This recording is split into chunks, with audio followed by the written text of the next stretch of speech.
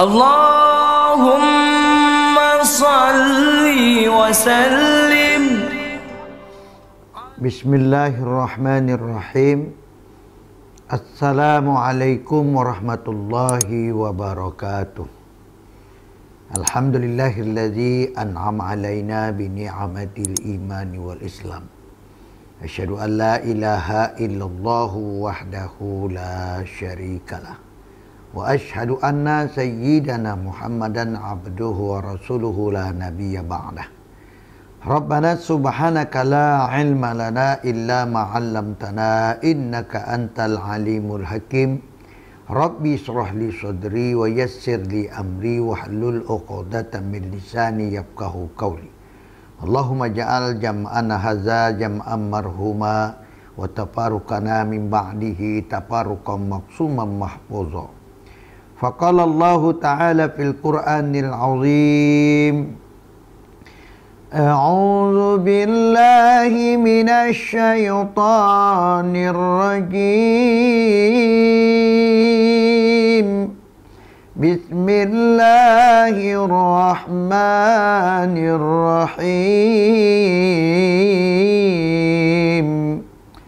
Wasta'inu bis-sabri was-salah wa innaha lakabiratun illa 'alal khashi'in. Shadaqallahul azim.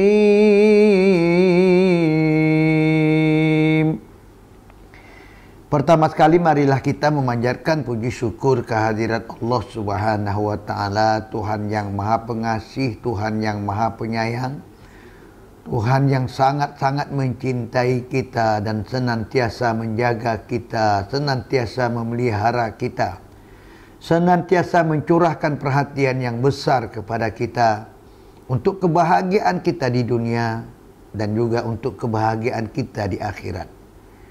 Allah sebagai pemilik kita yang menciptakan kita, tentunya beliaulah yang memelihara kita, yang senantiasa memperhatikan kita agar senantiasa kita dalam rahmat dan lindungannya.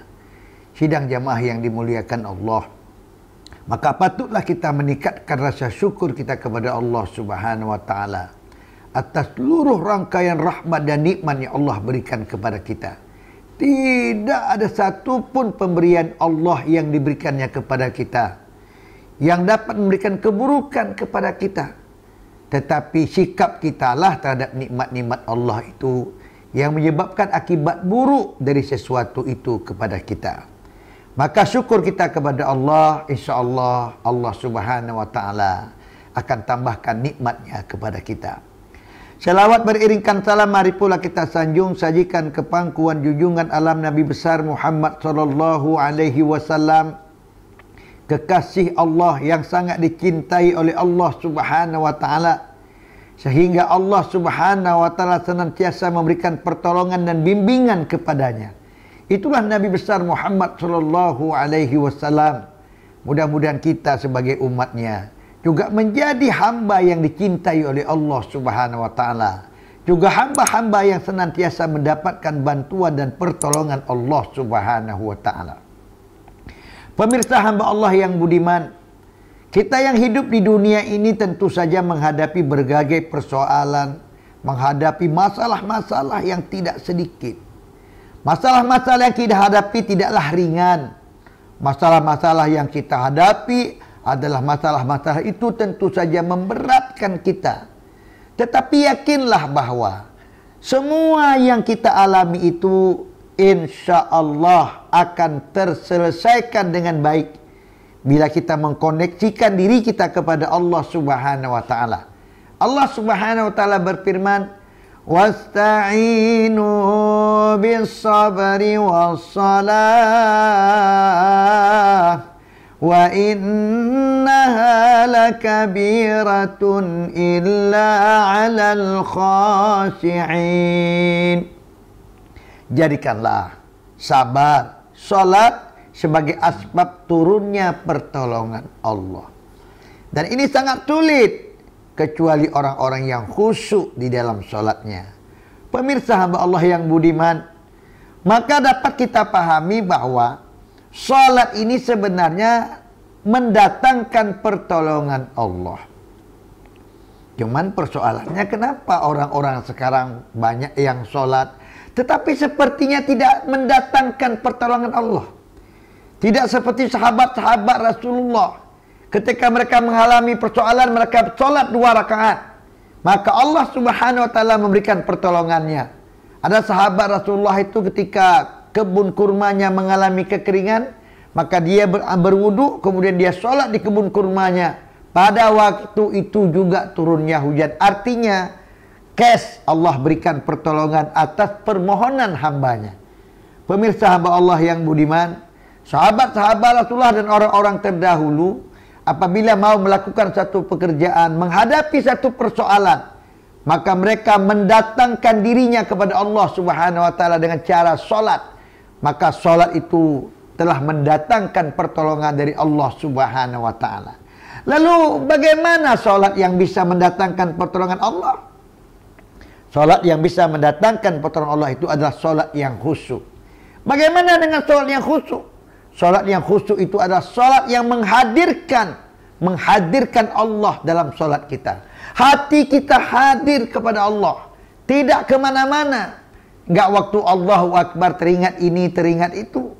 Pemirsa Allah yang budiman, manakala di dalam salat itu kita hanya saja mengingat Allah Subhanahu wa taala, fokus hanya kepada Allah, maka kita baca ibadah-ibadah kita itu dengan bacaan-bacaan yang seikhlas-ikhlasnya, sesungguh-sungguhnya, maka inilah nantinya yang akan dapat mendatangkan pertolongan Allah Subhanahu wa taala.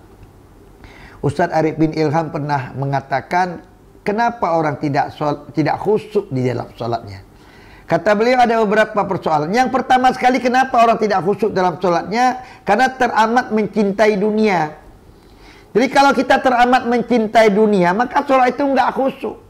Bahkan sholat itu tidak dipenuhi tepat pada waktunya. Itu disebabkan karena cinta kepada dunia. Orang-orang yang cinta kepada dunia, maka sholatnya itu tidak menjadi prioritas. Maka pemirsa hamba Allah yang budiman, cinta kepada dunia menyebabkan sholat kita tidak khusyuk. Ibadah sholat terlambat. Kenapa? Karena terlalu cinta kepada dunia. Terlalu cinta kepada persoalan rezeki. Sibuk mencari rezeki pagi, sore, siang dan malam. Pada rezeki itu sudah ditentukan oleh Allah Subhanahu wa taala. Tapi kenapa? Karena dia terlalu mencintai dunia. Pemirsa Allah yang budiman, orang yang terlalu mencintai dunia, sholatnya nggak bisa khusyuk. Kenapa? Karena lagi sholat teringatlah selop tadi. Ya Allah, macam mana selop saya ini akan dicuri orang? Seperti itu. Yang kedua, kenapa orang tidak khusyuk di dalam sholatnya? Yaitu tidak menjadi prioritas. Sholat tidak prioritas. Boleh kapan-kapan, boleh nanti-nanti aja. Padahal sholat itu adalah panggilan Allah. Allah mau mencurahkan rahmatnya, memberikan pertolongan kepadanya, tapi dia menunda-nunda. Maka orang-orang yang menunda-nunda sholatnya, menganggap sholat tidak prioritas, maka hidupnya tentu Allah tidak prioritaskan dia dalam segala pemberian dan ridhonya. Yang ketiga, orang yang tidak khusyuk itu kenapa? Karena tidak paham. Apa yang dibacanya tidak paham. Dia tidak bisa berkomunikasi dengan nyaman kepada Allah Subhanahu wa taala. Apa yang dia bacakan dia tidak menghayatinya. Maka orang-orang seperti itu, maka dia tidak mendapatkan sholat yang khusyuk. Kenapa? Karena dia melalaikan pesan-pesan di dalam sholat itu sendiri. Dan dia tidak memahami apa yang sebenarnya yang sedang dia ucapkan, apa yang sedang dia bicarakan. Yang terakhir, mengapa sholat itu tidak khusyuk? Karena banyak maksiat. Matanya bermaksiat, kupingnya bermaksiat, hatinya bermaksiat.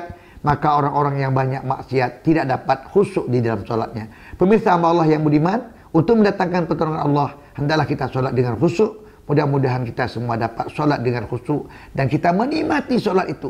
Betapa indahnya kita bisa menyambung hubungan kita kepada Allah Subhanahu wa taala, dan betapa indahnya hidup kita kalau hidup kita itu diridhoi oleh Allah Subhanahu wa taala. Wabillahi taufiq wal hidayah. Wassalamualaikum warahmatullahi wabarakatuh.